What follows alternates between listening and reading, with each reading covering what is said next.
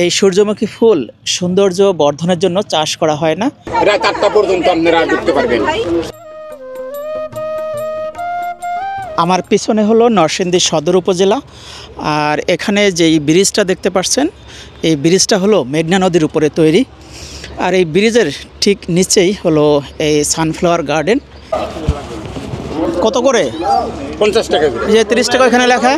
30 টাকা সানফ্লাওয়ার, 30 টাকা, আপনি গেলে 30 টাকা।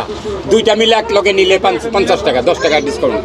একেবারে রাত 8টা পর্যন্ত ওই টিকিট দেখাইলে, আজকের টিকিট দেখাইলে রাত 8টা পর্যন্ত আপনারা ঢুকতে পারবেন। নরসিংদীর নাগরিয়াকান্দিতে আসছি। এখানে একটা সূর্যমুখীর বাগান আছে, নাম হলো সানফ্লাওয়ার গার্ডেন। এখানে প্রবেশ করার জন্য টিকিট সংগ্রহ করলাম। টিকিটের মূল্য নিল পার পারসন 50 টাকা। এখন আমরা ভিতরে যাব এবং সূর্যমুখীর ফুলের বাগান আপনাদেরকে দেখাবো।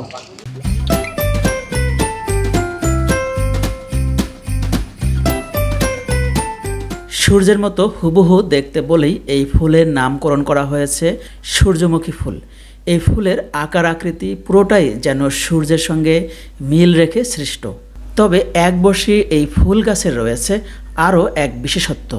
ভোর হতে না হতেই যেমন পূর্ব দিকে সূর্যের দিকে তাকিয়ে থাকে, ঠিক তেমনি সূর্য অস্ত যাওয়ার সময় বিকেলে এই ফুলের মুখ থাকে পশ্চিম দিকে।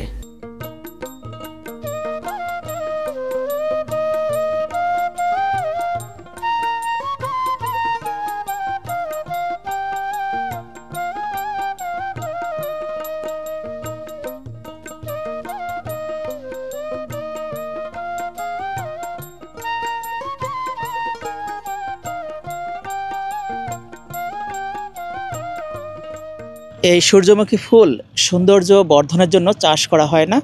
মূলত এই ফুল চাষ করা হয় এই ফুল থেকে বীজ পাওয়ার জন্য। এই ফুল থেকে প্রাপ্ত বীজ বিভিন্ন জিনিস তৈরি করার কাজে উপকরণ হিসেবে ব্যবহার করা হয়। বর্তমানে এই সূর্যমুখী ফুল বাণিজ্যিকভাবেও চাষ করা হচ্ছে আমাদের দেশে।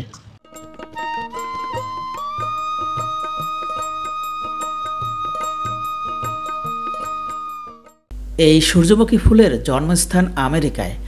একসময় এই ফুলের চাষ হতো ভোজ্য তেলের জন্য। শুধু তাই নয়, সূর্যমুখী ফুলের বীজ আমাদের শরীরের জন্য খুবই উপকারী এবং সূর্যমুখী ফুল হওয়া সত্ত্বেও এর দ্বারা মানুষ হাজারো উপকার পেয়ে থাকে।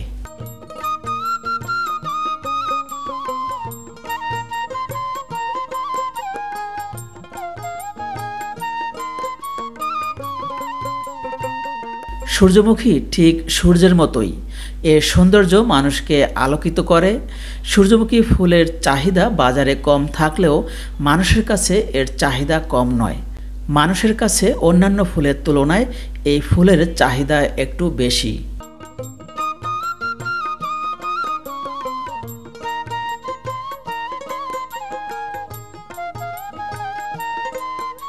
প্রিয় বন্ধুরা, নরসিংদী জেলার এই সূর্যমুখী ফুল বাগান থেকে আজকের মতন বিদায় নেব। পরবর্তীতে আবারও নতুন কোনো ভিডিও নিয়ে আপনাদের মাঝে ফিরে আসব। সেই পর্যন্ত ভালো থাকবেন, সুস্থ থাকবেন। আল্লাহ হাফেজ।